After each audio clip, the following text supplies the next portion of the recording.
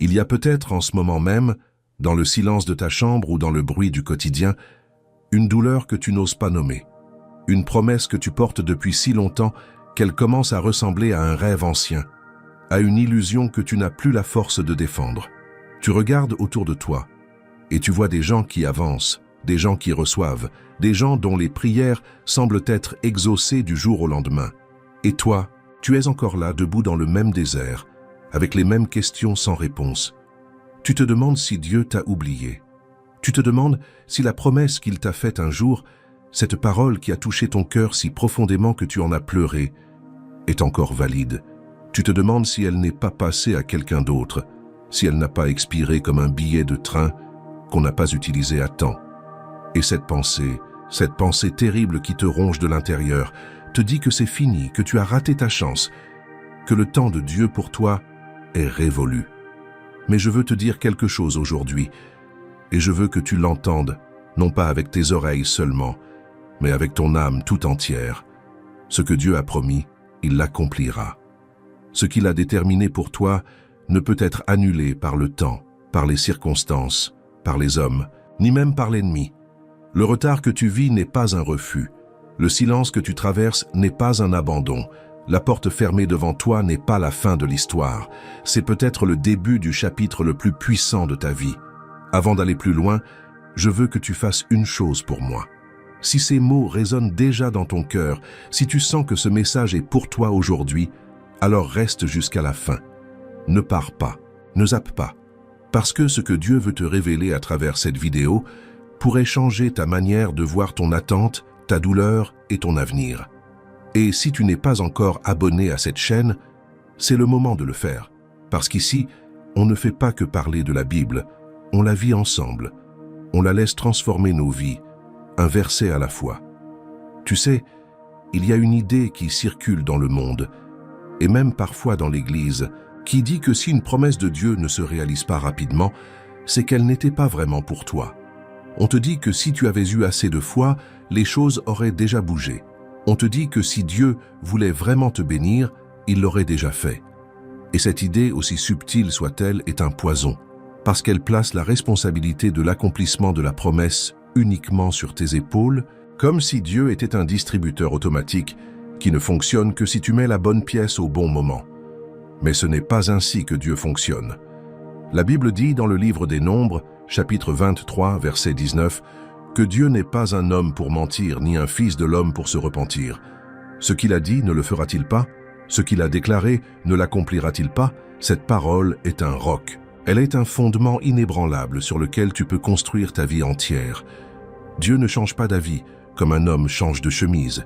Il ne se réveille pas un matin en disant qu'il a fait une erreur en te promettant quelque chose. Sa parole est éternelle, immuable, irrévocable.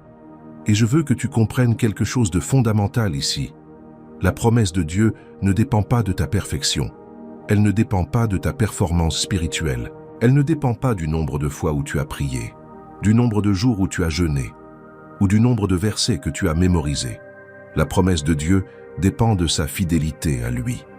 C'est sa nature qui garantit l'accomplissement, pas la tienne. Tu peux trembler, tu peux douter, tu peux même tomber, mais la promesse reste debout parce que celui qui l'a prononcée ne tombe jamais. C'est comme un contrat signé par le roi des rois. Même si toi, tu perds ta copie du contrat, lui a toujours la sienne et elle est gravée dans l'éternité.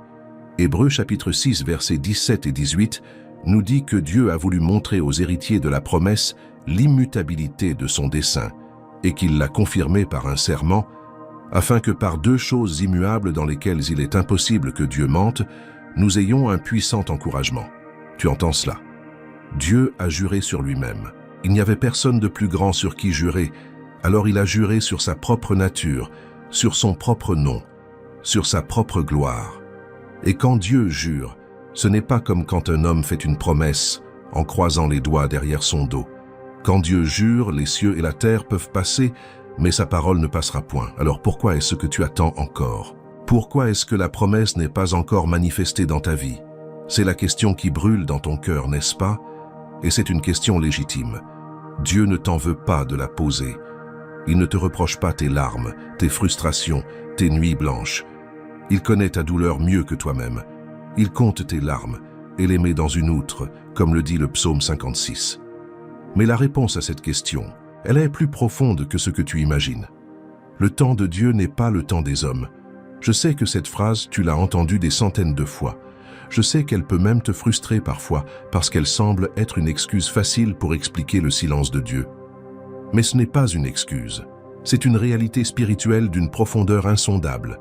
Quand Dieu prend du temps, ce n'est jamais parce qu'il est lent, c'est parce qu'il est précis. Il ne fait pas les choses approximativement. Il ne lance pas des bénédictions au hasard, en espérant qu'elles tombent au bon endroit. Chaque promesse a un calendrier divin, un moment exact où elle s'inscrira dans ta vie avec une perfection que tu ne peux même pas imaginer aujourd'hui. Pense à un chirurgien qui prépare une opération délicate. Il ne se précipite pas. Il étudie le dossier, il prépare ses instruments, il s'assure que chaque détail est en place avant de commencer. Et personne ne lui reproche de prendre son temps parce que tout le monde sait que la précision sauve des vies. Eh bien, Dieu est infiniment plus précis qu'un chirurgien. Il prépare ta bénédiction avec une attention aux détails qui dépasse tout ce que tu peux concevoir. Il aligne les personnes, les circonstances, les ressources, les portes, les rencontres, les opportunités et même les épreuves qui te forgeront pour être capable de porter ce qu'il veut te donner. Parce que certaines bénédictions, si elles arrivent trop tôt, peuvent te détruire au lieu de te construire. Certaines promesses, si elles se réalisent avant que tu sois prêt, peuvent devenir un fardeau au lieu d'être une joie. Et Dieu, dans son amour infini, préfère te faire attendre un peu plus longtemps, plutôt que de te donner quelque chose que tu ne pourras pas porter. Je veux que tu penses à Joseph. Quand il avait 17 ans, Dieu lui a donné un rêve extraordinaire, où le soleil, la lune et 11 étoiles se prosternaient devant lui. C'était la promesse que Dieu allait l'élever, le placer dans une position d'autorité et d'influence. Mais regarde ce qui s'est passé entre la promesse et l'accomplissement. Joseph a été vendu par ses propres frères. Il a été esclave dans la maison de Potiphar. Il a été accusé à tort et jeté en prison. Il a été oublié par le chef des échansons à qui il avait rendu service. Pendant 13 longues années, Joseph a porté une promesse qui semblait morte. Pendant 13 ans, il a vu le contraire exact de ce que Dieu lui avait montré. Au lieu de la gloire, il a connu l'humiliation. Au lieu du pouvoir, il a connu les chaînes. Au lieu de la reconnaissance, il a connu l'oubli. Et pourtant, la promesse n'était pas morte. Elle n'avait pas expiré. Elle n'avait pas été transférée à quelqu'un d'autre. Elle était simplement en gestation. Dieu utilisait chaque épreuve, chaque injustice, chaque trahison pour former en Joseph le caractère dont il aurait besoin pour gouverner l'Égypte. Parce que gouverner une nation, ce n'est pas un jeu d'enfant. Cela demande de la sagesse, de la patience, de la résilience, de la compassion, de l'humilité. Et toutes ces qualités, Joseph ne les avait pas à 17 ans. Il les a acquises dans la fournaise de l'épreuve. Et quand le moment est venu, quand Dieu a dit « c'est maintenant », les choses se sont accélérées avec une puissance surnaturelle. En un seul jour, Joseph est passé de la prison au palais. En un seul jour, il est passé du prisonnier au Premier ministre. Ce que 13 ans d'épreuve n'avaient pas pu détruire, un seul jour de la faveur de Dieu l'a accompli. Et c'est exactement ce que Dieu veut te dire aujourd'hui. Le fait que tu attendes ne signifie pas que tu es oublié. Le fait que les choses ne bougent pas ne signifie pas que Dieu est absent.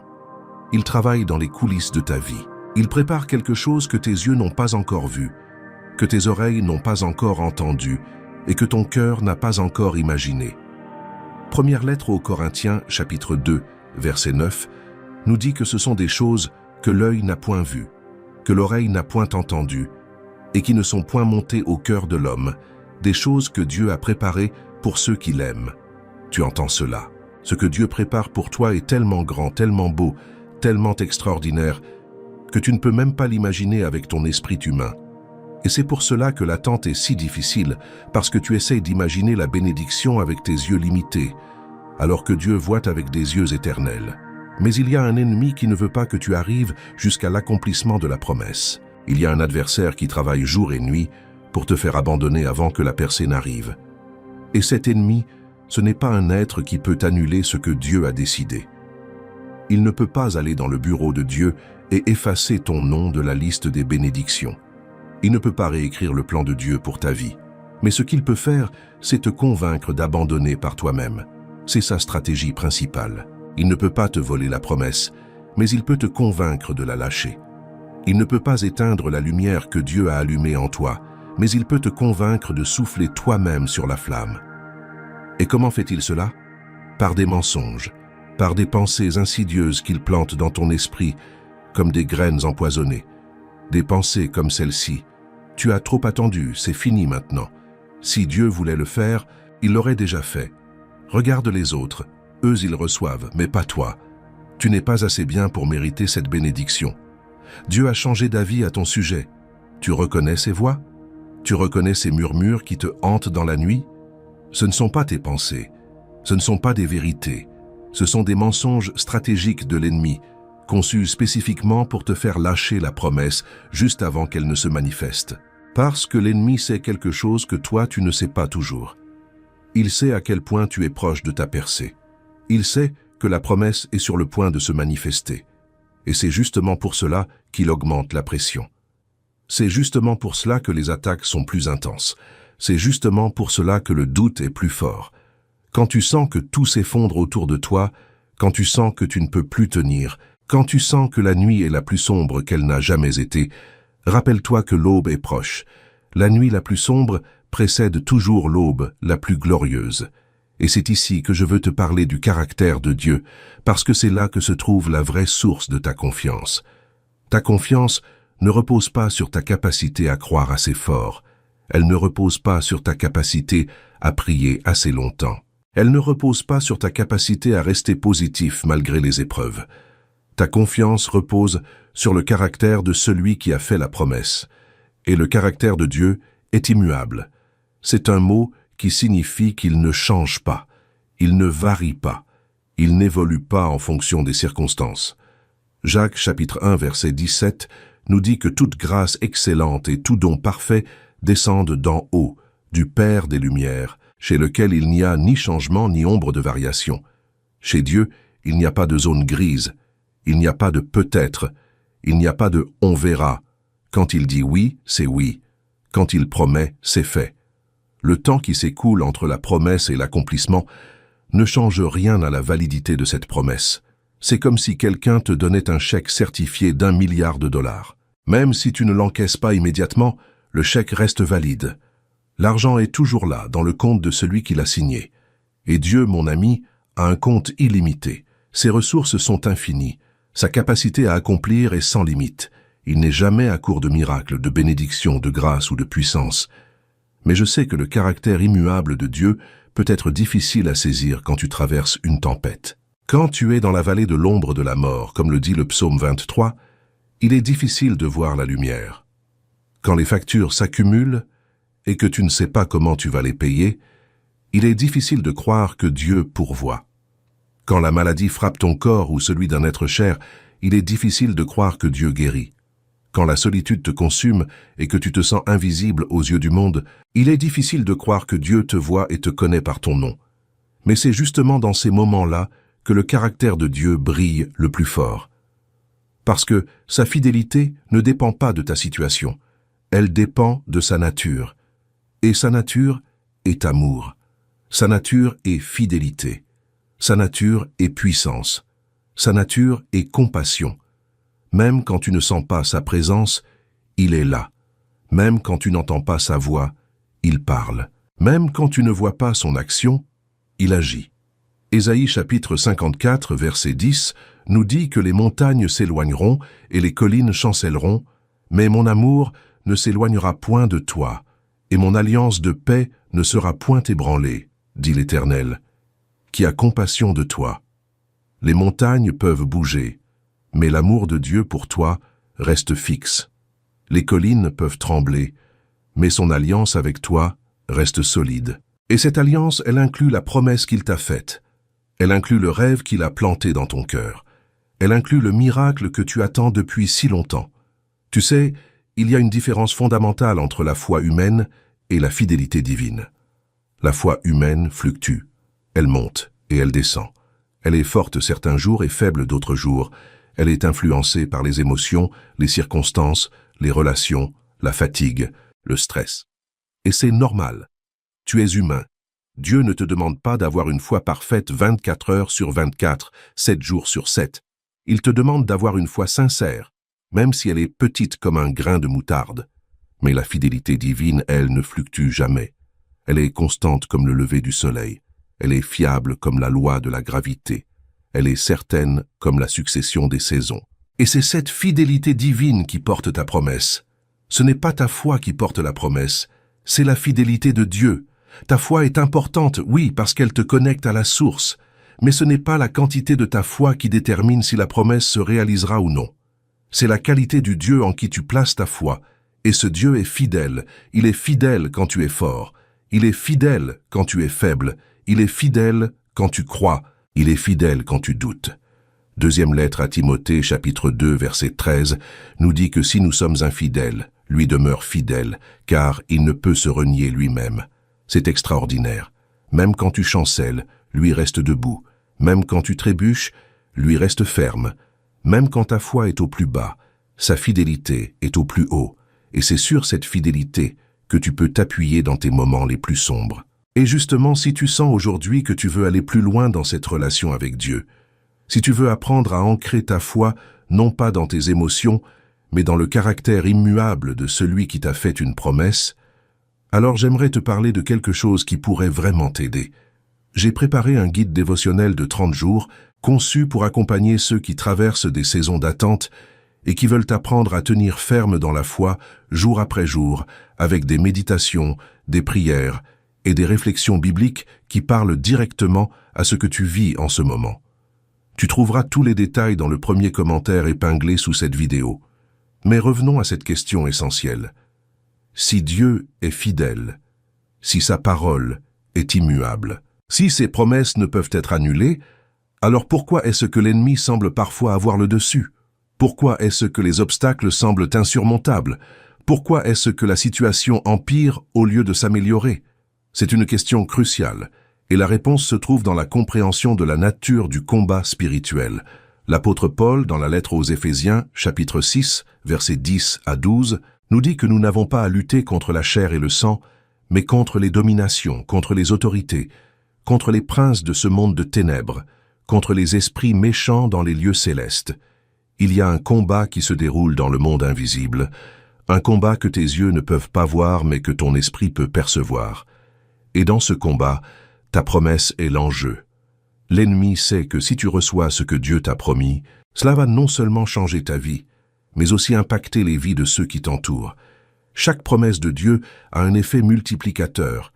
Elle ne te bénit pas seulement toi, elle bénit ta famille, ta communauté, ta génération, et même les générations futures. Et c'est exactement pour cela que l'ennemi combat si férocement pour t'empêcher de la recevoir. Non pas parce qu'il peut l'annuler, car il n'a pas ce pouvoir, mais parce qu'il espère te convaincre de l'abandonner par toi-même. Imagine un marathonien qui court depuis des heures. Il est au kilomètre 40, à seulement 2 kilomètres de la ligne d'arrivée. Son corps crie grâce, ses muscles brûlent, son souffle est court, ses jambes sont lourdes comme du plomb, et à ce moment précis, une voix dans sa tête lui dit qu'il ne peut plus continuer, qu'il devrait s'arrêter, que c'est trop dur, qu'il n'y arrivera jamais. Mais s'il savait, s'il pouvait voir avec les yeux de l'esprit que la ligne d'arrivée est juste là, à quelques centaines de mètres, est-ce qu'il s'arrêterait? Bien sûr que non. Il rassemblerait ses dernières forces et il franchirait cette ligne. Eh bien, c'est exactement ce que Dieu te dit aujourd'hui. Tu es plus proche que tu ne le penses. La ligne d'arrivée est plus près que tu ne l'imagines. Ne t'arrête pas maintenant. Ne lâche pas maintenant. Ce n'est pas le moment d'abandonner. C'est le moment de rassembler tes forces, de serrer les dents, de lever les yeux vers le ciel et de dire à Dieu que tu crois encore, que tu espères encore, que tu attends encore, parce que tu sais que sa parole ne revient jamais à lui sans effet. Et je veux te montrer quelque chose de puissant dans la parole de Dieu. Ésaïe, chapitre 55, versets 10 et 11, nous dit que comme la pluie et la neige descendent des cieux, et n'y retournent pas sans avoir arrosé, fécondé la terre et fait germer les plantes, sans avoir donné de la semence au semeur et du pain à celui qui mange, ainsi en est-il de ma parole qui sort de ma bouche. Elle ne retourne point à moi sans effet, sans avoir exécuté ma volonté et accompli ce pourquoi je l'ai envoyée. La parole de Dieu est comme la pluie. Quand elle tombe, elle produit toujours un résultat. Elle ne tombe jamais en vain, elle ne retourne jamais vide. Et la parole que Dieu a prononcée sur ta vie, la promesse qu'il a plantée dans ton cœur, elle est en train de produire quelque chose. Peut-être que tu ne le vois pas encore, parce que le processus se passe sous la surface, comme une graine qui germe dans la terre. Tu ne vois rien à la surface, mais en dessous, les racines poussent, la tige se forme, la vie se développe. Et un jour, sans prévenir, la plante perce la surface et apparaît à la lumière du jour. C'est exactement ce qui va se passer avec ta promesse. Un jour, sans prévenir, elle va percer la surface de ta réalité et apparaître dans ta vie avec une force et une beauté que tu n'avais même pas imaginées. Et pour comprendre encore mieux comment Dieu travaille dans le silence et dans l'ombre, je veux t'emmener dans l'une des histoires les plus puissantes de toute la Bible. L'histoire de David. David, le berger devenu roi. David, le petit dernier devenu le plus grand. David, celui que sa propre famille avait oublié, mais que Dieu avait choisi. L'histoire commence dans le premier livre de Samuel au chapitre 16. Dieu envoie le prophète Samuel chez un homme nommé Isaïe à Bethléem parce qu'il a choisi l'un de ses fils pour être le prochain roi d'Israël. Samuel arrive chez Isaïe et ce dernier fait défiler ses fils devant le prophète. Le premier, Eliab, est grand, beau, imposant. Samuel le regarde et pense immédiatement que c'est lui, le choisi de Dieu. Mais Dieu lui dit quelque chose de remarquable. Il lui dit de ne pas regarder son apparence, ni la hauteur de sa taille, parce qu'il l'a rejeté. L'Éternel ne regarde pas ce que l'homme regarde. L'homme regarde à ce qui frappe les yeux, mais l'Éternel regarde au cœur. Puis Isaïe fait passer son deuxième fils. Ce n'est pas lui non plus. Puis le troisième. Non plus. Puis le quatrième, le cinquième, le sixième, le septième. 7 fils passent devant Samuel, et Dieu dit non à chacun d'entre eux. Et voilà le moment crucial de l'histoire. Samuel se tourne vers Isaïe et lui demande s'il n'a pas d'autre fils. Et Isaïe répond, presque comme une arrière-pensée, qu'il reste encore le plus jeune, mais qu'il est en train de paître les brebis. Tu saisis la scène? Le père n'a même pas pensé à appeler David. Il ne l'a même pas considéré comme un candidat potentiel. Dans l'esprit d'Isaïe, David était trop jeune, trop insignifiant, trop ordinaire pour être choisi par Dieu. Il était bon pour garder les moutons, pas pour porter une couronne. Et c'est exactement ce qui se passe parfois dans ta vie. Les gens autour de toi ne te considèrent pas. Ils ne voient pas en toi ce que Dieu voit. Ils te laissent dans le champ pendant qu'ils présentent d'autres candidats qu'ils jugent plus dignes, plus qualifiés, plus impressionnants. Mais Dieu, lui, ne regarde pas comme les hommes regardent. Dieu voit au-delà des apparences. Il voit au-delà des diplômes, des titres, des positions sociales, des comptes en banque. Il voit ton cœur. Et si ton cœur est tourné vers lui, si ton cœur bat pour lui, alors tu es son choix, peu importe ce que les autres pensent de toi. Samuel dit à Isaïe d'envoyer chercher David, et il déclare qu'ils ne s'assiéront pas avant qu'il ne soit arrivé. Et quand David arrive, Dieu dit à Samuel de se lever et de l'oindre, car c'est lui. Tu imagines la scène. Ce jeune homme qui sentait probablement le mouton, qui avait de la terre sous les ongles, qui n'avait aucune idée de ce qui se passait, est soudainement oint pour être le prochain roi d'Israël, devant ses frères aînés qui le méprisaient, devant son père qui l'avait oublié, devant le prophète qui avait d'abord regardé ailleurs. Dieu l'a choisi, non pas parce qu'il était le plus grand, le plus fort ou le plus beau, mais parce que son cœur était aligné avec le cœur de Dieu. Et je veux que tu saches que si tu te sens aujourd'hui comme David dans le champ, oublié, ignoré, laissé de côté, ce n'est pas parce que Dieu t'a oublié, c'est parce que Dieu te prépare.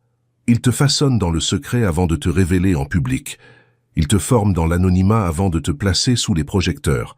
Et cette période d'anonymat, aussi douloureuse soit-elle, est l'une des plus précieuses de ta vie.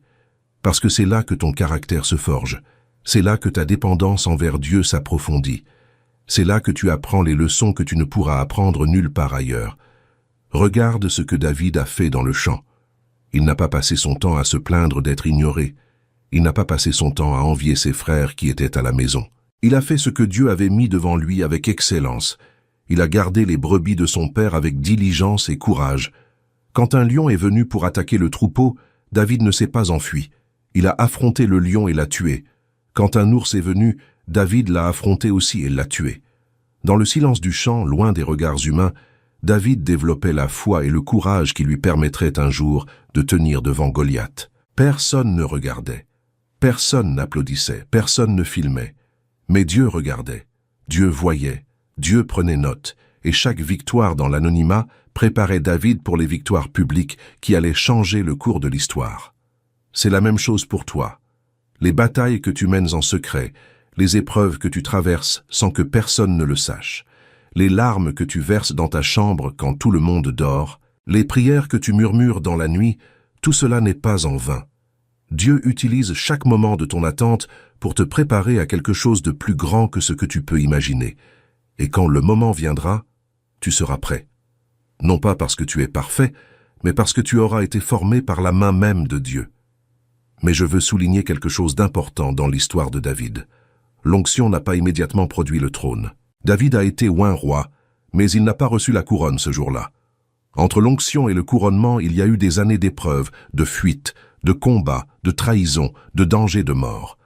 Saül, le roi en place, est devenu jaloux de David et a essayé de le tuer à de nombreuses reprises.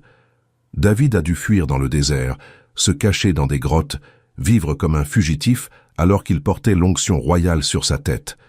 Imagine la contradiction. Tu es oint roi, mais tu vis dans une grotte. Tu as la promesse de Dieu, mais tu dors par terre. Tu as été choisi par le Tout-Puissant, mais tu es poursuivi par un homme jaloux qui veut ta peau. C'est ce que beaucoup d'entre nous vivons spirituellement. Nous avons la promesse, mais nous vivons dans la grotte. Nous avons l'onction, mais nous n'avons pas encore le trône. Nous avons la parole de Dieu, mais notre réalité quotidienne ne reflète pas encore cette parole. Et c'est dans cet espace entre la promesse et l'accomplissement que notre foi est testée, purifiée et fortifiée. David aurait pu devenir amer. Il aurait pu se retourner contre Dieu et lui dire qu'il lui avait menti, qu'il lui avait promis un trône et qu'il vivait dans une grotte, que ce n'est pas ce à quoi il s'était attendu. Mais David n'a pas fait cela. Au lieu de cela, il a écrit des psaumes. Il a adoré Dieu dans la grotte. Il a chanté des louanges dans le désert. Il a déclaré la fidélité de Dieu au milieu des ténèbres. Et ces psaumes, écrits dans la douleur et l'attente, sont devenus la nourriture spirituelle de millions de personnes à travers les siècles. Les mots que David a écrits dans sa souffrance sont les mêmes mots qui te consolent aujourd'hui quand tu lis le psaume 23 ou le psaume 91 ou le psaume 121. La douleur de David n'a pas été gaspillée. Son attente n'a pas été vaine. Et ta douleur et ton attente ne seront pas vaines non plus. Dieu est en train de transformer ton épreuve en témoignage, ta blessure en bénédiction, ton histoire de souffrance en un message de victoire qui touchera des vies que tu ne connais même pas encore. Et il y a encore un détail dans l'histoire de David que je ne veux pas que tu manques. À plusieurs reprises, David a eu l'occasion de tuer Saül et de prendre le trône par la force. Dans la grotte d'Ain-Gedi, Saül est entré seul dans la caverne où David se cachait avec ses hommes. David aurait pu le tuer en un instant et personne ne l'aurait blâmé. Ses propres hommes l'encourageaient à le faire. Ils lui disaient que c'était Dieu qui lui livrait son ennemi. Mais David a refusé. Il a dit qu'il ne porterait pas la main sur loin de l'Éternel. Et cette décision, cette retenue, cette patience révèle quelque chose de profond sur la manière dont Dieu veut que nous recevions ses promesses. Dieu ne veut pas que tu forces l'accomplissement. Il ne veut pas que tu prennes par la manipulation ce qu'il veut te donner par la grâce. Il ne veut pas que tu ouvres par effraction des portes qu'il veut ouvrir par sa puissance. Quand tu forces les choses, tu peux obtenir le résultat, mais tu perds la bénédiction. Quand tu manipules les circonstances, tu peux avoir le trône, mais tu n'auras pas la paix. Quand tu prends par tes propres forces ce que Dieu voulait te donner, tu te retrouves assis sur un trône volé, et un trône volé ne produit jamais un règne béni. David a compris cela. Il a attendu le temps de Dieu. Il a laissé Dieu combattre pour lui. Et quand le moment est venu, quand Saül est mort au combat et que David a été couronné roi, il a reçu non seulement le trône, mais aussi la paix, la légitimité et la bénédiction qui accompagnent une promesse reçue dans le bon temps. Et c'est là que se trouve l'une des leçons les plus transformatrices de toute la Bible. L'attente n'est pas un retard. L'attente est une préparation. Ce que tu vis en ce moment n'est pas un accident. Ce n'est pas une erreur dans le plan de Dieu. Ce n'est pas un bug dans le logiciel divin. C'est une saison de formation, de transformation, de maturation. Dieu te prépare pour ce qu'il a préparé pour toi. Et la préparation est aussi importante que la destination. Un pilote ne monte pas dans le cockpit d'un avion sans des années de formation. Un médecin ne pratique pas la chirurgie sans des années d'études et de pratique. Un architecte ne construit pas un gratte-ciel sans des mois de planification et de calcul. Et Dieu ne te place pas dans ta destinée sans t'avoir d'abord préparé à la porter. Parce que la destinée sans la préparation, c'est comme une voiture sans frein. Elle peut aller vite, mais elle finira par s'écraser. Et Dieu t'aime trop pour te donner quelque chose qui te détruirait. Il préfère te faire attendre et te préparer plutôt que de te précipiter et te perdre. Pense à un diamant. Un diamant est formé à des kilomètres sous la surface de la Terre, sous des pressions inimaginables et des températures extrêmes. Il faut des millions d'années pour qu'un simple morceau de carbone se transforme en un diamant éblouissant. Et pendant tout ce temps, rien ne se voit à la surface. La Terre semble immobile, rien ne change, rien ne bouge. Mais en profondeur, une transformation extraordinaire est en cours. Et quand le diamant remonte enfin à la surface, il est d'une beauté et d'une valeur inestimables. Tu es ce diamant. La pression que tu subis, la chaleur que tu endures, le temps qui passe, tout cela fait partie du processus de transformation. Dieu est en train de faire de toi quelque chose de précieux, de rare, d'inestimable. Et un jour, quand tu émergeras de cette saison d'attente, tu brilleras d'un éclat qui éblouira tous ceux qui te regarderont, non pas pour ta propre gloire, mais pour la gloire de celui qui t'a façonné. Mais pendant cette saison de préparation, l'ennemi ne reste pas les bras croisés. Il déploie des stratégies spécifiques pour te faire tomber, pour te décourager, pour t'amener à lâcher la promesse. Et je veux identifier clairement ces stratégies aujourd'hui, parce que quand tu connais les armes de ton ennemi, tu es mieux équipé pour les combattre. Il y a 4 armes principales que l'ennemi utilise pendant les saisons d'attente, et je veux les exposer une par une pour que tu puisses les reconnaître et les neutraliser dans ta propre vie. La première arme, c'est la comparaison. L'ennemi adore te faire comparer ta vie avec celle des autres. Il te montre ceux qui ont reçu avant toi, ceux qui semblent avoir tout ce que tu désires, ceux dont la vie semble parfaite de l'extérieur. Il te montre ton ami d'enfance qui a eu la promotion que tu attends. Il te montre ta voisine qui est tombée enceinte alors que toi tu attends un enfant depuis des années. Il te montre ce couple qui a acheté la maison de tes rêves pendant que toi tu vis encore dans un petit appartement. Et chaque comparaison est comme une flèche empoisonnée qui s'enfonce dans ton cœur et distille un venin d'amertume, de jalousie et de découragement. Mais la comparaison est un piège, parce qu'elle est toujours basée sur une vision incomplète. Tu compares ton intérieur avec l'extérieur des autres. Tu compares ta douleur cachée avec leur bonheur affiché.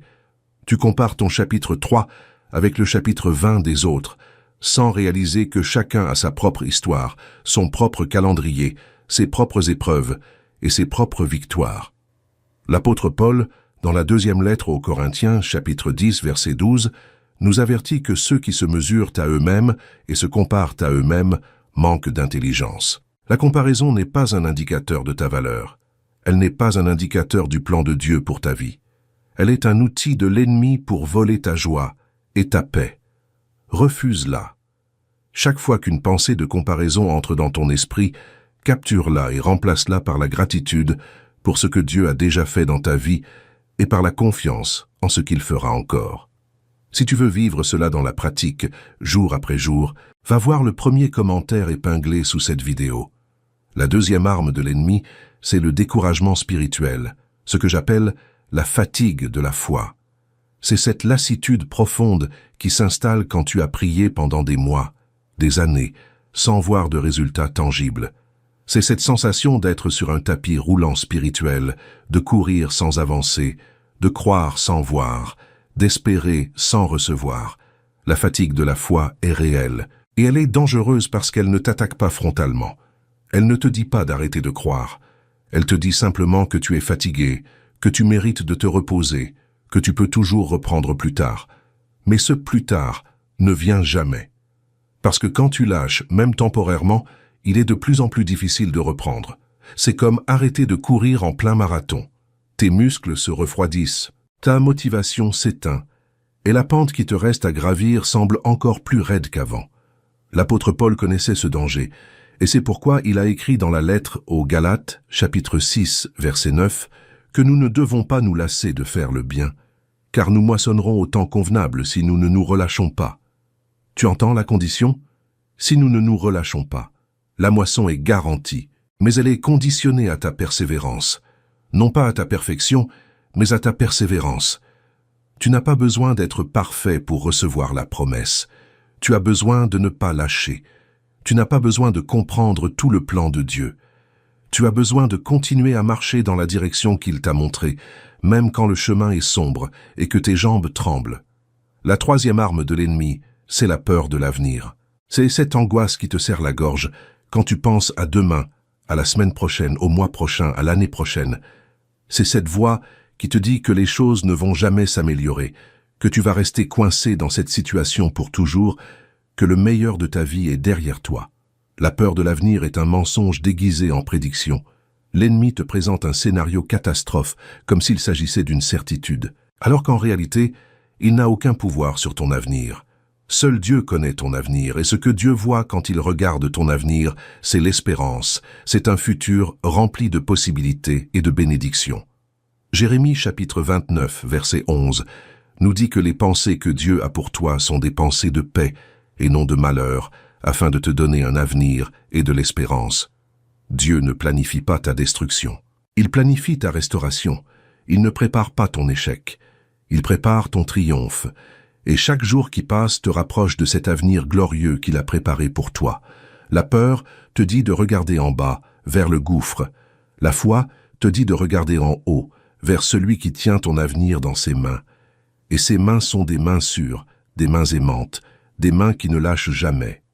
La quatrième arme de l'ennemi, et peut-être la plus destructrice de toutes, c'est le mensonge qu'il est trop tard. C'est cette conviction profonde qui s'installe dans ton esprit et dans ton cœur, te disant que le train est passé, que la fenêtre d'opportunité est fermée, que tu as manqué ta chance et qu'il n'y en aura pas d'autre. Ce mensonge est particulièrement cruel parce qu'il s'appuie sur des données réelles. Oui, tu as peut-être raté des occasions. Oui, le temps a passé. Oui, certaines portes se sont fermées. Mais le Dieu que tu sers n'est pas limité par le temps. Il est le maître du temps.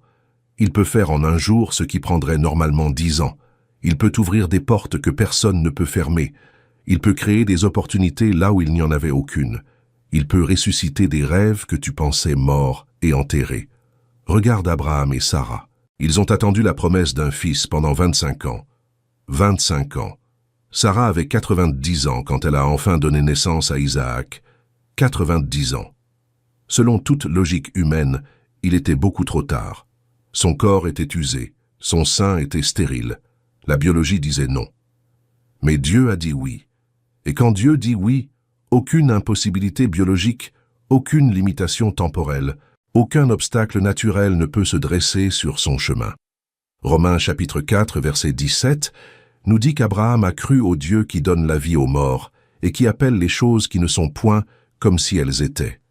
Le Dieu que tu sers appelle les choses qui ne sont pas comme si elles étaient. Il ne regarde pas ta situation présente et ne dit pas que c'est impossible. Il regarde ta situation présente et dit qu'il est le Dieu de l'impossible. Il ne regarde pas l'horloge et ne dit pas que le temps est écoulé. Il regarde l'horloge et dit que son temps est parfait. Alors, ne laisse jamais l'ennemi te convaincre qu'il est trop tard. Il n'est jamais trop tard pour Dieu. Il n'est jamais trop tard pour un miracle. Il n'est jamais trop tard pour l'accomplissement de sa promesse. Et c'est ici que je veux te révéler quelque chose qui changera peut-être ta manière de voir ton attente pour toujours. La demeure, le retard apparent dans l'accomplissement de la promesse, fait parfois partie intégrante du plan de Dieu. Ce n'est pas un défaut dans le système. Ce n'est pas un oubli. C'est un élément stratégique du dessein divin. Dieu est comme un chef d'orchestre qui dirige une symphonie avec des centaines de musiciens. Chaque instrument doit jouer sa note au bon moment, pour que la mélodie soit parfaite. Si le violon joue trop tôt, la mélodie est gâchée. Si la trompette joue trop tard, l'harmonie est brisée. Dieu est en train de coordonner des dizaines, des centaines, peut-être des milliers de facteurs invisibles pour que ta promesse se réalise dans les conditions parfaites. Il aligne des personnes que tu n'as pas encore rencontrées. Il prépare des portes que tu ne connais pas encore. Il mobilise des ressources que tu ne soupçonnes pas. Il transforme des cœurs que tu ne peux pas voir. Il déplace des obstacles que tu ignores. Et tout cela prend du temps, non pas parce que Dieu est lent, mais parce qu'il est minutieux. Un puzzle de 1000 pièces ne se résout pas en 5 minutes. Il faut du temps pour trouver la bonne pièce, la bonne position, la bonne orientation. Et ta vie est un puzzle d'une complexité infinie, dont seul Dieu connaît le dessein final. Pense à Ruth. Quand elle a quitté Moab pour suivre Naomi en Israël, elle n'avait aucune idée de ce que Dieu préparait pour elle. Elle était veuve, étrangère, pauvre. Elle n'avait rien à offrir selon les standards du monde. Mais Dieu alignait quelque chose de magnifique dans les coulisses. Pendant que Ruth ramassait des épis dans les champs, Dieu avait déjà placé Boaz exactement là où elle se trouvait. Et ce n'était pas un hasard. C'était un rendez-vous divin. La Bible dit que Ruth tomba dans la portion du champ appartenant à Boaz. Ce mot « tomba » est chargé de signification. De l'extérieur, cela ressemblait à un hasard. Mais de l'intérieur, c'était la main souveraine de Dieu, qui guidait chaque pas de Ruth vers sa destinée. Et c'est exactement ce que Dieu fait pour toi en ce moment. Chaque pas que tu fais, même les pas qui semblent aller nulle part, te rapprochent de ton rendez-vous divin. Chaque épreuve que tu traverses, même celles qui semblent inutiles, te positionne pour ta percée. Dieu ne gaspille rien. Pas une larme, pas une prière, pas un soupir, pas une nuit blanche. Tout est utilisé dans l'économie divine pour te conduire exactement là où tu dois être au moment exact où tu dois y être. Mais l'histoire que je veux vraiment approfondir avec toi maintenant, c'est celle de Anne, dans le premier livre de Samuel, au premier chapitre. Anne est l'une des figures les plus touchantes de toute la Bible. Son histoire est celle d'une femme qui a traversé l'une des épreuves les plus douloureuses qu'une femme puisse vivre à son époque, la stérilité. Dans la culture de l'ancien Israël, ne pas avoir d'enfant était considéré comme une honte, une malédiction, un signe de la désapprobation de Dieu. Et Anne portait cette douleur chaque jour, chaque heure, chaque minute. Mais ce n'était pas seulement la stérilité qui la faisait souffrir. C'était aussi la provocation constante de Pénina, l'autre femme de son mari Elkana. Pénina avait des enfants, et elle ne manquait jamais une occasion de rappeler à Anne sa stérilité. La Bible dit que Pénina la provoquait et l'irritait pour la faire souffrir, parce que l'Éternel l'avait rendue stérile. Tu imagines cette douleur?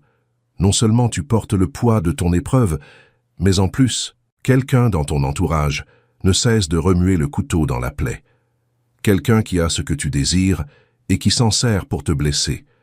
Quelqu'un qui transforme ta douleur privée en humiliation publique. Dans le premier commentaire épinglé, j'ai laissé quelque chose qui peut t'aider dans cette marche quotidienne de foi. Et malgré tout cela, Anne n'a pas abandonné. Elle n'a pas cessé de prier. Elle n'a pas cessé de croire. Elle n'a pas cessé d'espérer. Année après année, elle montait au temple de Silo avec sa famille. Et année après année, elle déversait son cœur devant Dieu. Mais un jour spécial, quelque chose a changé dans la manière dont Anne a prié. La Bible nous raconte que Anne, l'amertume dans l'âme, priait l'Éternel et pleurait abondamment. Et elle fit un vœu, disant que si l'Éternel des armées daignait regarder l'affliction de sa servante, s'il se souvenait d'elle et ne l'oubliait pas, s'il donnait à sa servante un fils, elle le consacrerait à l'Éternel pour tous les jours de sa vie. Cette prière est d'une profondeur et d'une beauté extraordinaires. Anne ne demandait pas simplement un enfant pour elle-même. Elle promettait de consacrer cet enfant à Dieu. Elle disait à Dieu que ce qu'il lui donnerait, elle le lui rendrait. C'est le niveau ultime de la foi. C'est quand tu peux dire à Dieu que ce qu'il te donnera, tu le mettras au service de son royaume. Ce n'est pas une prière égoïste, c'est une prière qui reconnaît que tout vient de Dieu et que tout lui appartient. Mais il y a un détail dans cette histoire qui est souvent négligé et qui est pourtant extraordinaire. Quand le sacrificateur Élie a vu Anne prier, il a pensé qu'elle était ivre. Parce qu'elle priait en silence, seules ses lèvres bougeaient, mais sa voix ne s'entendait pas. Et Élie l'a réprimandée. Imagine la scène. Tu es à genoux devant Dieu, tu verses ton cœur dans la prière la plus sincère et la plus profonde de ta vie, et la personne qui est censée être le représentant spirituel te traite d'ivrogne. C'est douloureux, c'est humiliant, c'est démoralisant. Mais Anne n'a pas réagi avec colère ou avec honte. Elle a répondu à Élie avec dignité et transparence. Elle lui a dit qu'elle n'était pas une femme indigne, qu'elle n'avait bu ni vin ni boisson forte, mais qu'elle répandait son âme devant l'Éternel. Et c'est cette expression qui me bouleverse chaque fois que je la lis. Elle répandait son âme devant l'Éternel. Ce n'était pas une prière récitée, ce n'était pas une formule religieuse, c'était un cri de l'âme, un déversement total de tout ce qu'elle portait, toute sa douleur, toute sa frustration, tout son désir, toute sa foi, versée aux pieds de Dieu comme un parfum précieux. Et voici ce qui s'est passé ensuite, et c'est peut-être la partie la plus remarquable de toute l'histoire. Élie lui a répondu en lui disant d'aller en paix, et que le Dieu d'Israël exauce la prière qu'elle lui a adressée. Et la Bible dit qu'Anne s'en alla, qu'elle mangea, et que son visage ne fut plus le même. Tu comprends ce qui s'est passé. Anne n'avait pas encore reçu l'enfant. Sa situation n'avait pas changé extérieurement. Elle était toujours stérile. Pénina était toujours là avec ses provocations. Les circonstances étaient exactement les mêmes. Mais quelque chose avait changé à l'intérieur d'Anne. Elle avait reçu la paix avant de recevoir le miracle. Elle avait reçu la certitude dans son cœur avant de voir l'accomplissement de ses yeux. Et c'est cela la vraie foi. La vraie foi, ce n'est pas croire quand tu vois, c'est croire avant de voir. C'est avoir la paix dans la tempête. C'est sourire dans la nuit en sachant que le matin vient. C'est manger avec appétit même quand ta situation n'a pas encore changé. Parce que tu sais, au plus profond de ton être, que Dieu a entendu ta prière et qu'il va répondre. Et Dieu a répondu.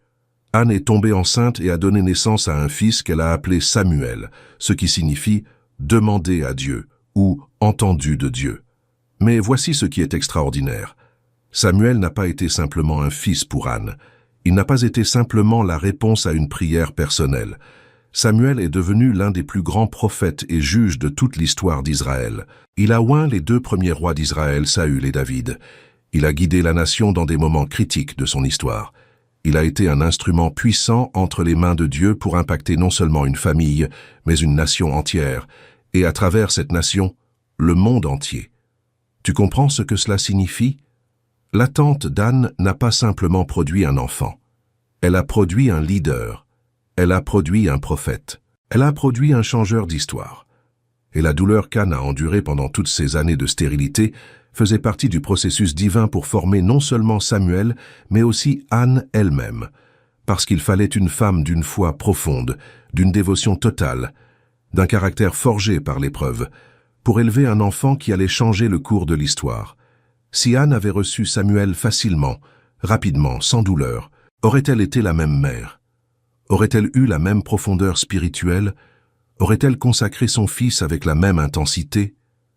Probablement pas. L'attente a formé en Anne le cœur d'une mère prophétique, et l'enfant qu'elle a élevé a porté l'empreinte de cette profondeur spirituelle pour le reste de sa vie. Et je crois que c'est exactement ce que Dieu fait dans ta vie en ce moment. L'attente que tu traverses n'est pas seulement pour toi, elle est pour ceux qui viendront après toi. Elle est pour les vies qui seront touchées par ce que tu vas recevoir. Elle est pour les générations futures qui bénéficieront de ce que Dieu est en train de former en toi. Ta promesse n'est pas un événement isolé, c'est le début d'un héritage. C'est la première pierre d'un édifice que Dieu construit pour sa gloire, et un édifice qui doit durer des générations nécessite des fondations solides. Ces fondations, ce sont ta foi, ta patience, ta persévérance, ton caractère, forgés dans le feu de l'attente. Ne méprise pas ce processus, ne le rejette pas, ne le considère pas comme une punition, considère-le comme un investissement divin dans ton avenir et dans l'avenir de ceux que tu aimeras. Et maintenant, je veux te donner des outils concrets, des armes spirituelles que tu peux utiliser dès aujourd'hui pour rester debout dans ta saison d'attente. Parce que la connaissance sans l'application reste stérile. Tu peux comprendre intellectuellement que Dieu est fidèle, mais si tu ne mets pas en pratique ce que tu sais, cette connaissance ne te protégera pas quand la tempête frappera. C'est comme avoir un parapluie dans ton sac, mais ne jamais l'ouvrir quand il pleut. Le parapluie ne te protège pas tant qu'il reste fermé. Ces outils sont ton parapluie spirituel. Ouvre-les, utilise-les, fais-en tes compagnons quotidiens dans cette saison d'attente. Le premier outil, et peut-être le plus fondamental, c'est la prière constante. Je ne parle pas seulement des prières formelles que tu fais le matin ou le soir, bien que celles-ci soient importantes. Je parle d'une conversation continue avec Dieu tout au long de la journée. Première lettre aux Thessaloniciens, chapitre 5, verset 17, nous dit de prier sans cesse. Cela ne signifie pas que tu dois être à genoux 24 heures sur 24. Cela signifie que tu maintiens un canal ouvert avec Dieu à chaque instant. Quand tu es dans le bus, tu peux parler à Dieu. Quand tu fais la vaisselle, tu peux murmurer une prière. Quand tu marches dans la rue, tu peux lever ton cœur vers le ciel. Quand tu te réveilles la nuit, au lieu de nourrir tes inquiétudes, tu peux les confier à Dieu. La prière constante crée une atmosphère de présence divine autour de toi. Elle construit un mur de protection spirituelle que l'ennemi ne peut pas franchir facilement. Elle te connecte à la source de toute force, de toute sagesse et de toute paix. Et dans les moments où tu ne sais pas quoi prier, quand les mots te manquent, quand ta douleur est trop profonde pour être exprimée en paroles, la Bible nous dit que l'Esprit lui-même intercède pour nous par des soupirs inexprimables. Tu n'as pas besoin d'avoir les bons mots. Tu n'as pas besoin d'avoir la bonne formule. Tu as juste besoin d'ouvrir ton cœur et de laisser l'Esprit de Dieu prier à travers toi. Et la prière n'est pas seulement parler à Dieu. C'est aussi écouter Dieu. Nous passons souvent tellement de temps à parler dans nos prières que nous oublions de nous taire et d'écouter ce que Dieu veut nous dire. Le psaume 46, verset 10, nous invite à nous arrêter et à savoir que Dieu est Dieu. Il y a une puissance dans le silence devant Dieu. Il y a une révélation qui vient dans le calme. Dieu ne parle pas toujours dans le tonnerre et le tremblement de terre. Souvent, il parle dans un murmure doux et léger, comme il l'a fait avec Élie. Et pour entendre ce murmure, tu dois faire taire le bruit du monde et le bruit de tes propres pensées. Apprends à être silencieux devant Dieu. Apprends à écouter sa voix. Apprends à reconnaître ses impulsions, ses directions, ses encouragements. Parce que dans cette saison d'attente, Dieu a des choses à te dire que tu ne pourras entendre que dans le silence. Le deuxième outil, c'est la parole de Dieu comme ancre. Dans une tempête, un navire a besoin d'une ancre pour ne pas être emporté par les vagues. Et dans la tempête de l'attente, ta parole de Dieu est ton ancre. Hébreux chapitre 6, verset 19, nous dit que nous avons cette espérance comme une ancre de l'âme, sûre et solide. La parole de Dieu n'est pas simplement un livre, c'est une épée spirituelle. C'est un bouclier de protection. C'est une lumière dans les ténèbres. C'est une nourriture pour ton âme. Quand le doute t'assaille, ouvre ta Bible et lis les promesses de Dieu. Quand la peur te paralyse, médite les paroles de réconfort du psalmiste. Quand le découragement te submerge, rappelle-toi les victoires que Dieu a remportées pour son peuple tout au long de l'histoire. Josué chapitre 1, verset 8, nous dit que ce livre de la loi ne doit pas quitter ta bouche, que tu dois le méditer jour et nuit, afin que tu observes tout ce qui y est écrit, car c'est alors que tu auras du succès dans tes entreprises, c'est alors que tu réussiras. La méditation de la parole n'est pas une activité passive, c'est un acte de guerre spirituelle. Chaque verset que tu mémorises, chaque promesse que tu déclares, chaque parole que tu proclames est un coup porté à l'ennemi et une semence plantée dans ta destinée. Et je veux insister sur un aspect particulier de la parole de Dieu qui est crucial dans les saisons d'attente. C'est la déclaration. Proverbe chapitre 18, verset 21, nous dit que la mort et la vie sont au pouvoir de la langue. Tes paroles ont un pouvoir créateur. Ce que tu dis sur ta situation a le pouvoir de la transformer ou de la maintenir dans l'état actuel. Si tu passes tes journées à dire que ça ne changera jamais, que tu es maudit, que Dieu t'a oublié, que c'est fini pour toi, tu sèmes des graines de mort et de défaite dans ton propre jardin. Mais si tu déclares les promesses de Dieu sur ta vie, si tu dis que tu es béni, que tu es favorisé, que Dieu travaille pour toi, que ta percée est en chemin, que rien ne peut arrêter ce que Dieu a commencé en toi, tu sèmes des graines de vie et de victoire. Change tes déclarations et tu changeras ton atmosphère. Change ton atmosphère et tu changeras ta perspective. Change ta perspective et tu changeras ta vie.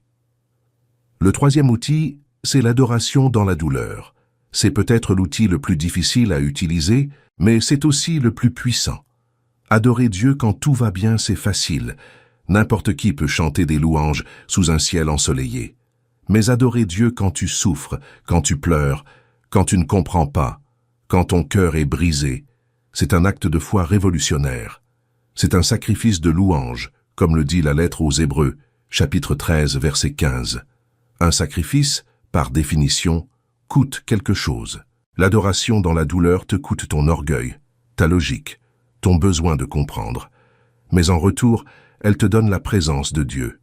Et la présence de Dieu, c'est tout ce dont tu as besoin. Rappelle-toi Paul et Silas dans la prison de Philippe, dans le livre des Actes, chapitre 16. Ils avaient été battus, enchaînés et jetés dans le cachot le plus profond. Leur dos était en sang. Leurs pieds étaient dans des ceps. Ils étaient dans les ténèbres totales. Et qu'est-ce qu'ils ont fait? Vers minuit, Paul et Silas priaient et chantaient les louanges de Dieu, et les prisonniers les écoutaient. Et soudain, un grand tremblement de terre a ébranlé les fondements de la prison. Toutes les portes se sont ouvertes, et les liens de tous les prisonniers ont été rompus. L'adoration a ouvert la prison. Le chant de louange a brisé les chaînes. Ce que la force humaine ne pouvait pas faire, la louange l'a accompli. Et je crois que c'est exactement ce qui va se passer dans ta vie quand tu choisiras d'adorer Dieu au milieu de ta nuit. Les portes de ta prison vont s'ouvrir. Les chaînes qui te retiennent vont se briser. Et non seulement toi, mais ceux qui sont autour de toi, ceux qui observent ta vie et qui se demandent comment tu fais pour tenir, eux aussi seront libérés par ta louange. Ton adoration a le pouvoir de déclencher des tremblements de terre dans le monde spirituel. Ne sous-estime jamais la puissance d'un cœur qui adore dans la douleur. Si tu veux faire le prochain pas dans ta vie spirituelle, regarde le premier commentaire épinglé sous cette vidéo. Le 4e outil, c'est la persévérance intentionnelle. La persévérance n'est pas quelque chose qui arrive par accident. C'est un choix quotidien, une décision consciente de continuer à marcher quand tout en toi te dit de t'arrêter. Jacques, chapitre 1, versets 2 à 4, nous dit de regarder comme un sujet de joie complète les diverses épreuves que nous traversons, sachant que l'épreuve de notre foi produit la patience, et que la patience doit accomplir une œuvre parfaite, afin que nous soyons parfaits et accomplis, sans faillir en rien. L'épreuve produit la patience. La patience produit la maturité. La maturité te prépare pour la promesse. C'est un processus et chaque étape est indispensable. Tu ne peux pas sauter d'étape, tu ne peux pas prendre un raccourci, mais tu peux avancer avec la certitude que chaque pas te rapproche de la destination. La persévérance intentionnelle, c'est aussi s'entourer des bonnes personnes. Hébreux chapitre 10, versets 24 et 25, nous exhortent à veiller les uns sur les autres pour nous exciter à la charité et aux bonnes œuvres, sans abandonner le rassemblement, comme quelques-uns ont l'habitude de le faire. Tu n'es pas fait pour marcher seul. Tu n'es pas fait pour porter seul le poids de l'attente. Tu as besoin de frères et sœurs qui prient avec toi, qui pleurent avec toi, qui croient avec toi, qui te relèvent quand tu tombes et qui te rappellent les promesses de Dieu quand tu les oublies. Trouve ta communauté, trouve tes compagnons de route, trouve ceux qui vont courir avec toi jusqu'à la ligne d'arrivée. L'ennemi veut t'isoler parce qu'un lion qui chasse ne s'attaque jamais au troupeau entier. Il isole sa proie du groupe avant de l'attaquer. Ne te laisse pas isoler. Reste connecté au corps de Christ. Reste connecté à ceux qui nourrissent ta foi et qui encouragent ton espérance. Et maintenant, je veux revenir sur quelque chose que j'ai mentionné plus tôt et l'approfondir, parce que je crois que c'est la clé qui va débloquer quelque chose dans ton esprit et dans ton cœur. J'ai dit que l'ennemi ne peut pas annuler les plans de Dieu, mais qu'il essaie de te convaincre d'abandonner par toi-même. Et je veux creuser cette vérité plus profondément, parce qu'elle est d'une importance capitale pour ta victoire. Quand tu comprends vraiment que l'ennemi est impuissant face à la souveraineté de Dieu, cela change tout. Cela ne signifie pas que les attaques vont cesser. Cela ne signifie pas que les épreuves vont disparaître. Mais cela signifie que tu sais au plus profond de toi que rien de ce que l'ennemi fait ne peut changer l'issue finale. La bataille est déjà gagnée. Le résultat est déjà déterminé. La seule question qui reste, c'est si tu vas être là pour le voir ou si tu vas abandonner en cours de route. C'est comme regarder un film dont tu connais déjà la fin. Tu sais que le héros va gagner. Tu sais que le méchant va perdre. Tu sais que tout va bien se terminer. Mais entre le début et la fin, il y a des scènes de tension, de danger, de suspense, de doute. Et si tu ne connaissais pas la fin, ces scènes pourraient te faire croire que tout est perdu. Mais tu connais la fin. Et c'est pour cela que tu peux regarder les scènes difficiles avec une paix qui dépasse l'entendement. Romains chapitre 8, versets 37 à 39, nous dit que dans toutes ces choses, nous sommes plus que vainqueurs par celui qui nous a aimés, et que ni la mort, ni la vie, ni les anges, ni les dominations, ni les choses présentes, ni les choses à venir, Ni les puissances, ni la hauteur, ni la profondeur, ni aucune autre créature ne pourra nous séparer de l'amour de Dieu manifesté en Jésus-Christ notre Seigneur. Rien ne peut te séparer de l'amour de Dieu. Et si rien ne peut te séparer de son amour, alors rien ne peut te séparer de ses promesses, parce que ses promesses sont l'expression de son amour pour toi. Je veux maintenant te parler d'une réalité que beaucoup de croyants ne comprennent pas ou choisissent d'ignorer. C'est la réalité que Dieu utilise parfois nos ennemis, nos obstacles et nos épreuves comme des instruments de son plan. Je ne dis pas que Dieu envoie les épreuves, je dis qu'il les utilise. Il prend ce que l'ennemi voulait utiliser pour ta destruction et il le transforme en outil pour ta construction. C'est le principe de Genèse chapitre 50 verset 20, quand Joseph dit à ses frères que ce qu'ils avaient pensé en mal, Dieu l'avait pensé en bien pour accomplir ce qui arrive aujourd'hui et pour sauver la vie à un peuple nombreux. Les frères de Joseph l'ont vendu comme esclave. C'était un acte de méchanceté, de jalousie, de cruauté. Mais Dieu a utilisé cet acte pour positionner Joseph exactement là où il devait être pour sauver non seulement sa famille, mais toute la nation d'Égypte et des nations environnantes. L'ennemi pensait détruire Joseph. Dieu l'a utilisé pour l'élever. L'ennemi pensait enterrer Joseph. Dieu a planté une graine qui allait produire une moisson extraordinaire. Et c'est exactement ce qui se passe dans ta vie. Les épreuves que tu traverses, les trahisons que tu as subies, les injustices que tu as endurées, les portes qui se sont fermées devant toi, tout cela, l'ennemi voulait l'utiliser pour te détruire. Mais Dieu va l'utiliser pour te construire. Ce que l'ennemi a pensé en mal, Dieu le pense en bien. Ce que l'ennemi a voulu comme ta tombe, Dieu le transforme en ta piste de lancement. Ce que l'ennemi a conçu comme ton chapitre final, Dieu le réécrit comme ton nouveau commencement. Tu n'es pas une victime de tes circonstances. Tu es un instrument de la souveraineté de Dieu, et même quand tout semble aller mal, même quand tout semble s'effondrer, Dieu est en train de construire quelque chose de beau à partir des ruines. Et je veux te donner un autre exemple biblique qui illustre parfaitement cette vérité. Pense à l'histoire de Lazare dans l'évangile de Jean, chapitre 11. Lazare était malade. Ses sœurs, Marthe et Marie, ont envoyé un message urgent à Jésus, disant que celui qu'il aimait était malade. Et quelle a été la réaction de Jésus? La Bible nous dit que lorsqu'il apprit que Lazare était malade, il resta 2 jours encore dans le lieu où il était. 2 jours. Jésus a intentionnellement retardé sa venue. Il a laissé la situation empirer. Il a laissé Lazare mourir. Et quand Jésus est finalement arrivé, Lazare était mort depuis 4 jours. Marthe, avec une douleur mêlée de foi et de reproche, lui a dit que si Jésus avait été là, son frère ne serait pas mort. Et elle avait raison. Si Jésus était venu immédiatement, il aurait pu guérir Lazare. Mais Jésus ne voulait pas simplement guérir Lazare. Il voulait le ressusciter. Il ne voulait pas simplement résoudre le problème. Il voulait manifester sa gloire d'une manière qui dépasserait toute attente. Et c'est exactement ce qu'il a fait. Jésus s'est approché du tombeau et a crié d'une voix forte que Lazare devait sortir. Et Lazare est sorti, les pieds et les mains liés de bandes et le visage enveloppé d'un linge. C'était une résurrection, pas une guérison, une résurrection. Quelque chose d'infiniment plus grand, plus puissant, plus glorieux qu'une simple guérison. Et je crois que c'est ce que Dieu fait parfois dans nos vies.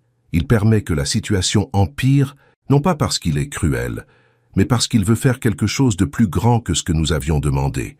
Nous demandons une guérison, il prépare une résurrection. Nous demandons une amélioration, il prépare une transformation. Nous demandons un peu plus, il prépare l'abondance. Éphésiens chapitre 3 verset 20 nous dit que Dieu peut faire infiniment au-delà de tout ce que nous demandons ou pensons, selon la puissance qui agit en nous, infiniment au-delà, pas un peu au-delà, pas légèrement au-delà, infiniment au-delà. Dieu n'est pas un Dieu du minimum, il est un Dieu de l'abondance. Et quand il agit, il ne fait pas les choses à moitié. Il les fait avec une générosité et une puissance qui dépassent tout ce que tu peux imaginer. Alors si ta situation semble empirer, si les choses semblent aller de mal en pis, ne désespère pas. C'est peut-être le signe que Dieu prépare quelque chose de tellement grand que la guérison ordinaire ne suffirait pas. Il prépare une résurrection. Il prépare un miracle qui va non seulement répondre à ta prière, mais qui va étonner tous ceux qui te connaissent, qui va témoigner de sa puissance à tous ceux qui observent ta vie et qui va glorifier son nom d'une manière que personne n'aurait imaginée. Je veux aussi te parler de la foi d'Abraham, parce que son histoire contient des leçons cruciales pour quiconque traverse une saison d'attente. Dieu a fait une promesse à Abraham quand il avait 75 ans. Il lui a dit qu'il ferait de lui une grande nation, qu'il le bénirait, qu'il rendrait son nom grand et qu'il serait une source de bénédiction. Mais Abraham n'avait pas d'enfant. Et Sarah, sa femme, était stérile. La promesse de Dieu semblait contredire la réalité physique. Comment peux-tu devenir le père d'une grande nation si tu n'as même pas un seul fils? Et ce n'est pas tout. Abraham a dû attendre 25 ans avant de voir la naissance d'Isaac. 25 ans de foi sans évidence. 25 ans de croyance sans preuve visible. 25 ans de marche dans l'obscurité, guidé uniquement par la voix de Dieu. Et pendant ces 25 ans, Abraham a fait des erreurs. Il a menti sur son identité par peur. Il a essayé de forcer l'accomplissement de la promesse en ayant un enfant avec Agar, la servante de Sarah. Il a douté, il a trébuché, il a failli, mais Dieu ne l'a jamais abandonné. Dieu ne lui a jamais dit que parce qu'il avait fait une erreur, la promesse était annulée. La grâce de Dieu a couvert les erreurs d'Abraham, et la fidélité de Dieu a maintenu la promesse en place malgré les faux pas du patriarche. Et c'est un message d'espérance incroyable pour toi aujourd'hui. Peut-être que tu as fait des erreurs dans ta saison d'attente. Peut-être que tu as essayé de forcer les choses. Peut-être que tu as pris des raccourcis que tu regrettes maintenant. Peut-être que tu as douté de Dieu et que tu t'en veux terriblement. Mais écoute-moi bien. Tes erreurs ne disqualifient pas la promesse de Dieu. Sa grâce est plus grande que tes fautes. Sa fidélité est plus forte que tes faiblesses. Et si Dieu a pu maintenir sa promesse à Abraham malgré toutes ses erreurs, il peut certainement maintenir sa promesse à toi malgré les tiennes. Tu n'as pas besoin d'être parfait pour recevoir la bénédiction de Dieu. Tu as besoin d'être sincère, tu as besoin d'être humble, tu as besoin de reconnaître tes erreurs, de te tourner vers Dieu et de lui faire confiance pour te remettre sur le bon chemin. Et il le fera, parce que sa fidélité n'est pas conditionnée à ta perfection, elle est ancrée dans sa nature, et sa nature ne change jamais. J'ai préparé quelque chose de spécial pour ceux qui veulent aller plus loin dans cette foi quotidienne. Tu le trouveras dans le premier commentaire épinglé. Et il y a un verset dans Romains chapitre 4, versets 18 à 21, qui décrit la foi d'Abraham d'une manière qui me donne des frissons chaque fois que je le lis. Espérant contre toute espérance, Abraham crut, en sorte qu'il devint père d'un grand nombre de nations, selon ce qui lui avait été dit. Et sans faiblir dans la foi, il ne considéra point que son corps était déjà usé, puisqu'il avait près de 100 ans, et que le sein de Sarah était stérile. Il ne douta point, par incrédulité, au sujet de la promesse de Dieu, mais il fut fortifié par la foi, donnant gloire à Dieu, et ayant la pleine conviction que ce que Dieu a promis, il peut aussi l'accomplir. Espérant contre toute espérance. C'est une expression extraordinaire. Elle signifie qu'Abraham a continué à espérer même quand il n'y avait plus aucune raison humaine d'espérer. Quand la logique disait non, il a dit oui. Quand la biologie disait impossible, il a dit possible. Quand le monde disait fou, il a dit fidèle. Et cette foi qui espère contre toute espérance, c'est la foi que Dieu honore. C'est la foi qui déplace les montagnes. C'est la foi qui ouvre les mers. C'est la foi qui ressuscite les morts. C'est la foi qui accomplit l'impossible. Et je veux maintenant conclure ce message avec une déclaration et un appel qui, je le crois, va marquer un tournant dans ta vie spirituelle. Tout au long de cette vidéo, nous avons exploré ensemble la fidélité immuable de Dieu, la puissance de sa promesse, la signification profonde de l'attente, les stratégies de l'ennemi et les outils pour rester debout. Mais tout cela ne sert à rien si tu ne passes pas à l'action. La connaissance sans la décision est stérile. La compréhension sans l'engagement est vaine. Et aujourd'hui, Dieu te demande de prendre une décision. Non pas une décision émotionnelle qui durera le temps d'une vidéo, mais une décision profonde, enracinée dans la conviction que celui qui a commencé une bonne œuvre en toi la perfectionnera jusqu'au jour de Jésus-Christ, comme le dit Philippiens chapitre 1, verset 6. Je veux que tu comprennes quelque chose d'essentiel en ce moment même. Le retard n'est pas un refus. Je vais le répéter parce que c'est une vérité qui doit pénétrer non seulement ton intellect, mais ton cœur, ton âme, tes os, chaque fibre de ton être. Le retard n'est pas un refus. Quand Dieu prend du temps, ce n'est pas parce qu'il dit non. C'est parce qu'il prépare un oui plus grand que ce que tu avais imaginé. Quand la porte reste fermée, ce n'est pas parce que Dieu t'a verrouillé dehors. C'est parce qu'il te conduit vers une porte meilleure, une porte que tu ne connaissais même pas, une porte qui ouvre sur des possibilités que tu n'aurais jamais envisagées si la première porte s'était ouverte tout de suite. Et le processus n'est pas une punition. L'épreuve que tu traverses n'est pas le châtiment d'un Dieu en colère. C'est le travail d'un père aimant qui façonne son enfant pour quelque chose de grand. Quand un potier travaille l'argile, il la pétrit, la presse, la tourne, la modèle. L'argile pourrait penser qu'elle est maltraitée, mais le potier voit le vase magnifique qu'elle est en train de devenir, et Dieu, le potier suprême, te voit tel que tu seras quand son travail sera achevé. Il ne te voit pas dans ta faiblesse présente, il te voit dans ta gloire future. Il ne te voit pas dans ta douleur actuelle, il te voit dans ta joie à venir, et chaque coup de poing que tu endures, chaque pression que tu subis, chaque larme que tu verses fait partie du processus de création du chef-d'œuvre que Dieu veut faire de toi. Et ce que Dieu a promis arrivera au temps qu'il a déterminé. Pas une seconde trop tôt, pas une seconde trop tard, au temps parfait, au moment précis, avec une précision qui défie toute compréhension humaine. Habacuc chapitre 2, verset 3, nous dit que la prophétie est pour un temps encore éloigné, mais qu'elle se réalisera enfin et ne sera pas menteuse.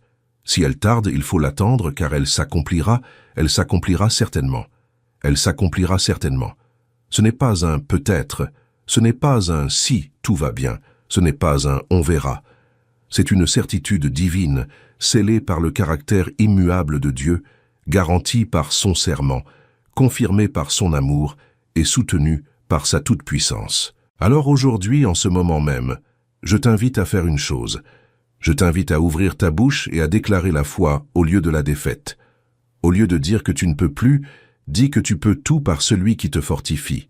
Au lieu de dire que c'est fini, dis que ce n'est que le commencement. Au lieu de dire que tu es oublié, dis que ton nom est gravé dans les paumes des mains de Dieu. Au lieu de dire qu'il est trop tard, dis que le meilleur est encore devant toi. Tes déclarations ne sont pas des mots vides. Ce sont des semences de foi que tu plantes dans le sol de ta destinée et tes mots alignent ton cœur avec le cœur de Dieu. Je sais que certains d'entre vous, en regardant cette vidéo, portent des fardeaux si lourds que vous avez l'impression de ne plus pouvoir respirer. Je sais que certains d'entre vous ont pleuré tellement de larmes qu'ils ont l'impression que la source est tarie. Je sais que certains d'entre vous ont attendu tellement longtemps qu'ils ont commencé à croire que l'attente est leur destinée permanente. Mais je veux te dire, avec toute la conviction de mon cœur et avec l'autorité de la parole de Dieu, que ce n'est pas le cas. Ton attente a une date d'expiration. Ta nuit a une fin. Ton hiver sera suivi d'un printemps. Et ce printemps sera tellement beau, tellement glorieux, tellement rempli de vie et de couleurs que tu oublieras la rigueur de l'hiver. Ésaïe chapitre 61, verset 3, nous dit que Dieu donne un diadème au lieu de la cendre, une huile de joie au lieu du deuil, un vêtement de louange au lieu d'un esprit abattu. Dieu va échanger ta cendre contre une couronne, il va échanger ton deuil contre la joie. Il va échanger ton abattement contre la louange. Ce n'est pas un vœu pieux, c'est une promesse du Dieu Tout-Puissant. Et ce Dieu ne ment pas, ce Dieu ne trompe pas. Ce Dieu accomplit toujours ce qu'il a dit. Ton histoire n'est pas seulement pour toi.